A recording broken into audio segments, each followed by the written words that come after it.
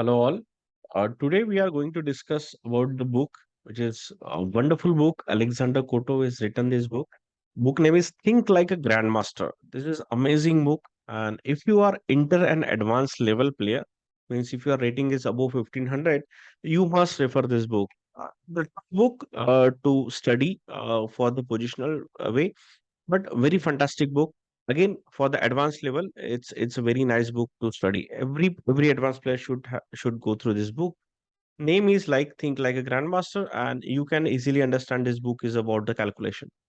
Now I'll just go through this. Like Alexander Kotov is written this book, and let's go what is the content of this book.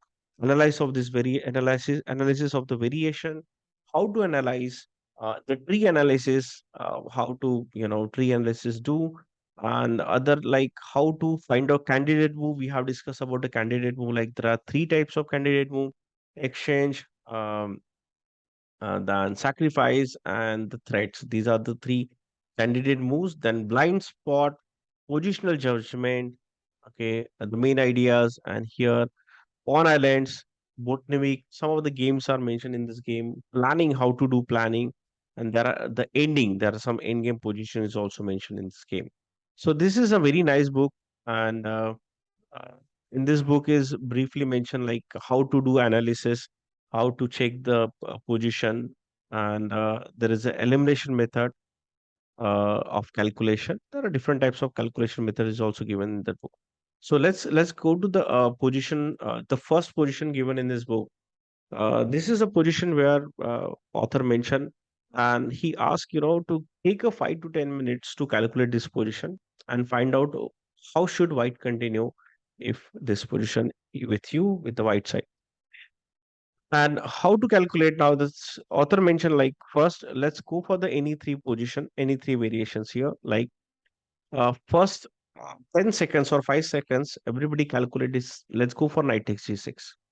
That is the first variation we do. Like second, bishop takes h6. When you go for a little deeper and spend 1 minute, then you will realize, okay, bishop takes h6 is playable. Then after a few seconds, you will find, can we go rook takes g6 also?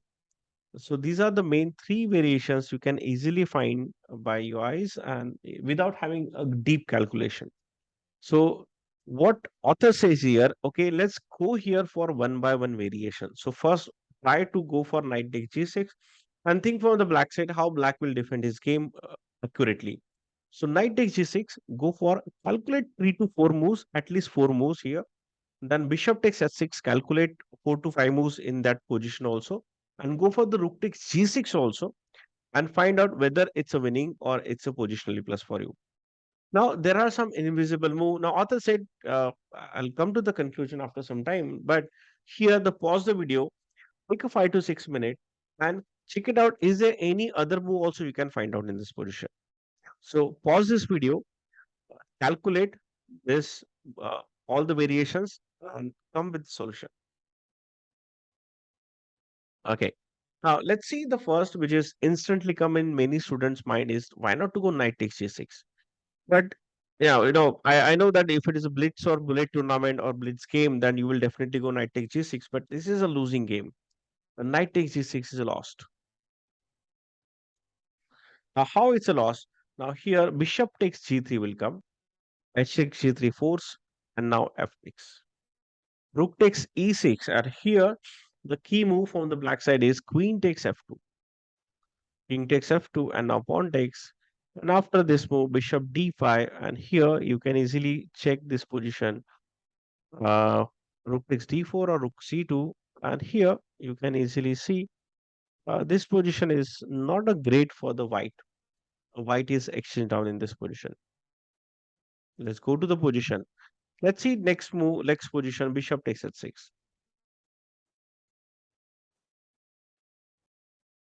Now g takes h6, and now you must realize, oh, why not to go knight takes c6? But again, f takes g6 and rook takes g6. You feel this is a winning, right? Rook takes g6, and this is very soon this is a win.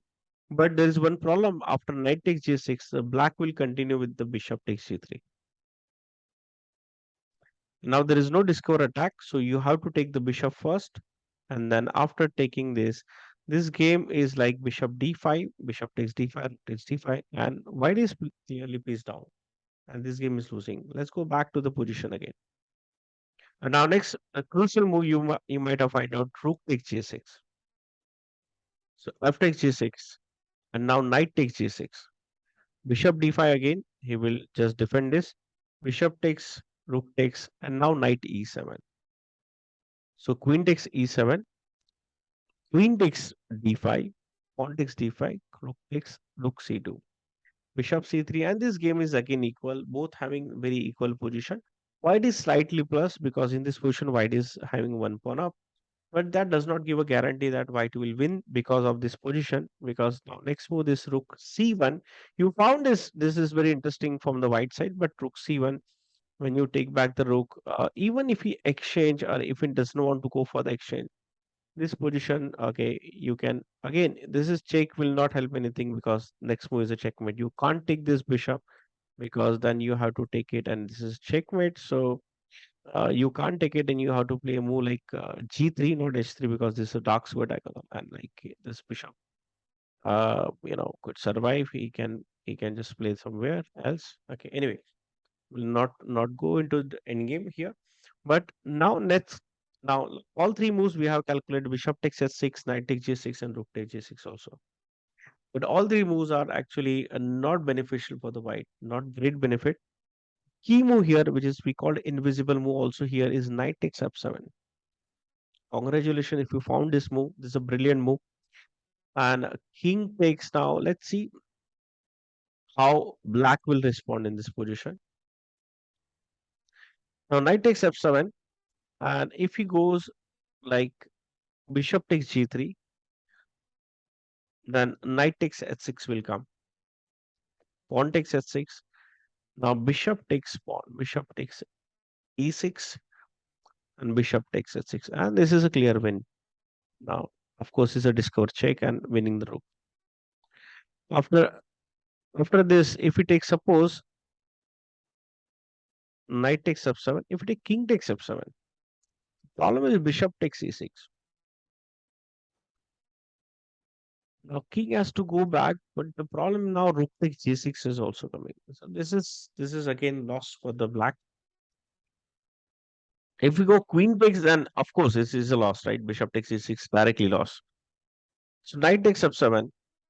Sorry, knight takes f7, and now king has to go on h8. If suppose, oh, this is not possible. King, this is also not possible because knight takes, pawn takes, and now here you can see queen takes h6 because the bishop was on d2, and this is also winning the game. So the move was knight takes f7, a brilliant move. And this is how the Alexander Gotov said that we miss such kind of moves, knight takes f7. It's called invisible move. Most of the player will go rook takes, knight takes g6 because here is about the time, how much time we spend for the calculation. The average time we should spend for the calculations around 3 minutes. When you spend 3 seconds, you find knight takes g6. When you spend around 10 to 15 seconds, you found a bishop takes h6.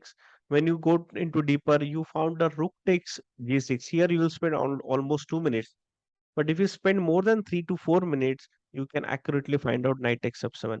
Whenever you play the game, that's why you should spend some time in the calculation, especially when you have complex position. You should go and spend some 5 to 10 minutes also sometimes for such kind of variation. Thank you.